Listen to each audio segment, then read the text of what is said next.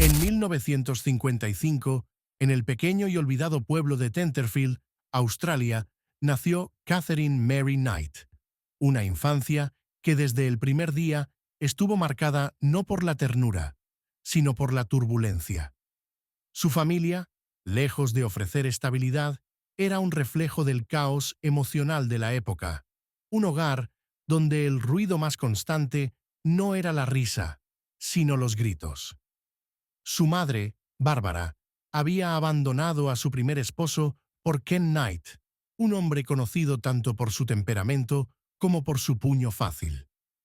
Desde pequeña, Catherine aprendió que el hogar no era un refugio. La escuela tampoco lo sería. Era distinta, y en esa diferencia germinaba algo difícil de contener. Testigos de su infancia la describen como reservada, propensa a arrebatos impredecibles. Una niña atrapada entre el deseo de ser amada y la furia de no encontrar cómo lograrlo. Los patrones de violencia doméstica no solo afectaron sus días, se incrustaron en su manera de ver el mundo, un lugar donde el amor y el dolor parecían inseparables. Académicamente, Catherine apenas sobrevivía. Sus intereses no estaban en las palabras ni en los números, sino en emociones viscerales difíciles de nombrar. Muchos de los hombres en su familia trabajaban en mataderos, y para Catherine, esos lugares no eran monstruosos, eran familiares. El acero afilado, el control sobre la vida y la muerte de los animales, todo ello se normalizó en su mente desde una edad alarmantemente temprana. Con pocas amistades y escaso apoyo emocional, Catherine creció no solo aislada, sino moldeada por un entorno que parecía reforzar sus impulsos más oscuros. Cada día, el silencio de su soledad era llenado no con sueños, sino con emociones crudas, rabia, tristeza, deseos de control que no encontraba cómo canalizar. Así comenzó la historia de Catherine Knight, no como una villana nacida, sino como una niña herida en un mundo que nunca supo, ni quiso, salvarla. A simple vista, Catherine Knight era una más, una mujer de pueblo, hija de trabajadores, moldeada por las mismas costumbres de generaciones anteriores. Tras dejar la escuela, Catherine consiguió empleo en uno de los mataderos locales. Allí, su destreza con los cuchillos rápidamente se destacó, una habilidad que para ella era tan natural como respirar. Para sus compañeros de trabajo, Catherine era reservada, eficiente, pero también impredecible, con estallidos de ira que surgían de manera tan súbita como desaparecían. En su tiempo libre, Catherine frecuentaba los bares de la zona. Era allí donde conocía a hombres que, por un tiempo, llenaban el vacío emocional que arrastraba desde la infancia. Sus relaciones eran intensas desde el inicio, pasionales, caóticas, marcadas por una necesidad abrumadora de control y pertenencia.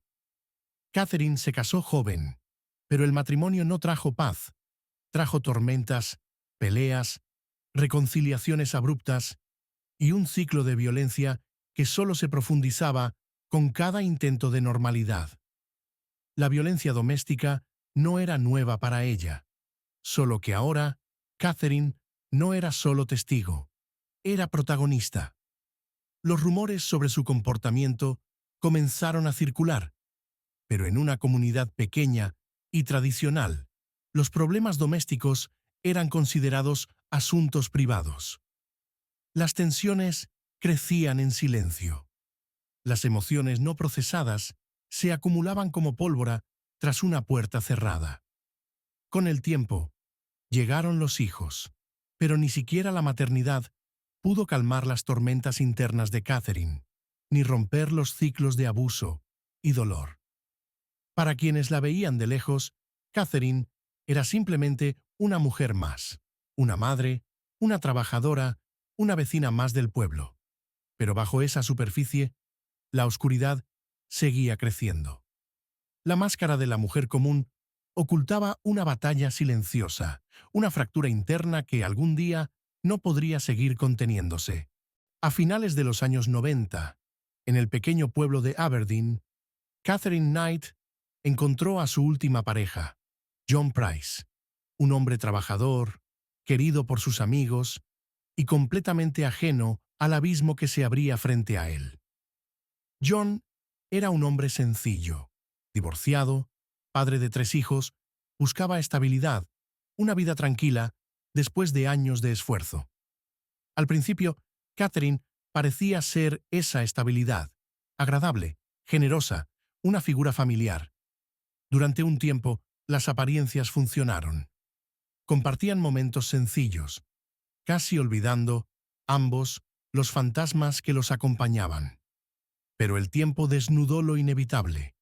Los celos irracionales, los arrebatos de furia, la necesidad insaciable de control de Catherine comenzaron a devorar la relación.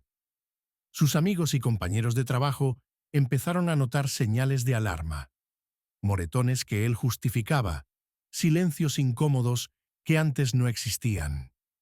Las amenazas no siempre eran físicas, eran palabras lanzadas como cuchillos, promesas veladas de destrucción emocional. En un momento de lucidez, John denunció a Catherine ante las autoridades, dejando constancia de su miedo. Una acción que, lamentablemente, no sería suficiente para detener lo que se acercaba. La burocracia se movía lento, más lento que el miedo que crecía en John cada día. Días antes del desenlace, John les confesó a sus amigos: «Si alguna vez desaparezco, será Catherine». Y aun sabiendo el riesgo, por amor a sus hijos, por sentido de responsabilidad, John Price decidió quedarse una noche más en su hogar. Una decisión sencilla en apariencia. Una decisión que marcaría el punto de no retorno. La noche del 29 de febrero del año 2000 llegó como cualquier otra. Pero en el interior de una pequeña casa suburbana, el silencio escondía algo que nunca podría deshacerse. John Price pasó sus últimas horas de vida de manera sencilla, cenando, viendo televisión, quizás intentando ignorar la creciente ansiedad que lo envolvía. Esa noche, varios amigos intentaron contactarlo, pero John, cansado, eligió el silencio, una decisión que quizás pesaría para siempre. En algún momento de la noche, Catherine llegó. La casa estaba en calma, demasiado calma. Lo que ocurrió en las horas siguientes es materia de investigación y conjetura. Lo cierto es que John Price no volvería a ver el amanecer. Al día siguiente, cuando John no se presentó a trabajar, sus compañeros supieron que algo no estaba bien. Él nunca faltaba. La preocupación se transformó en miedo. Llamaron a la policía y juntos forzaron la entrada. Dentro, encontraron un escenario que desafió su comprensión. Un crimen tan brutal que incluso los oficiales más veteranos quedaron marcados de por vida. El horror no estaba solo en el acto en sí, sino en el conocimiento de cuánto tiempo había pasado sin que nadie pudiera intervenir. Catherine fue hallada en el interior de la casa, no huyendo, no escondida, sino tendida en el suelo, como si esperara enfrentar lo inevitable. La noticia se esparció por Aberdeen como un incendio, no solo por la pérdida de un hombre querido, sino por la crueldad con la que había sido arrebatado de este mundo. Nada sería igual después de esa noche, ni para el pueblo, ni para Australia, ni para quienes intentan comprender hasta dónde puede llegar el dolor humano no resuelto. En octubre del año 2001, Catherine Knight se sentó en el banquillo de los acusados. El pueblo entero y el país observaban con incredulidad cómo se desarrollaba uno de los juicios más insólitos en la historia criminal australiana. Frente a la justicia, Catherine no mostró arrepentimiento, solo silencio. Un silencio que para muchos decía más que cualquier declaración. La fiscalía presentó pruebas irrefutables. No había duda de su culpabilidad. La única pregunta era si sería juzgada como plenamente responsable de sus actos. Los peritajes psiquiátricos buscaban determinar si Catherine padecía algún trastorno que la eximiera de responsabilidad penal. El veredicto fue claro. Estaba en pleno uso de sus facultades mentales. La tensión en la sala era palpable. Cada mirada, cada respiración, contenía la gravedad de lo que estaba en juego. La familia de John estaba presente, no buscando justicia perfecta, sino un mínimo cierre para una pérdida inconmensurable. Finalmente, el juez dictó sentencia: cadena perpetua sin posibilidad de libertad condicional. La primera mujer en Australia en recibir esa condena. El magistrado fue tajante: este crimen está más allá de lo humano. Nunca más deberás caminar libre. Así terminó el juicio, sin confesión, sin explicación.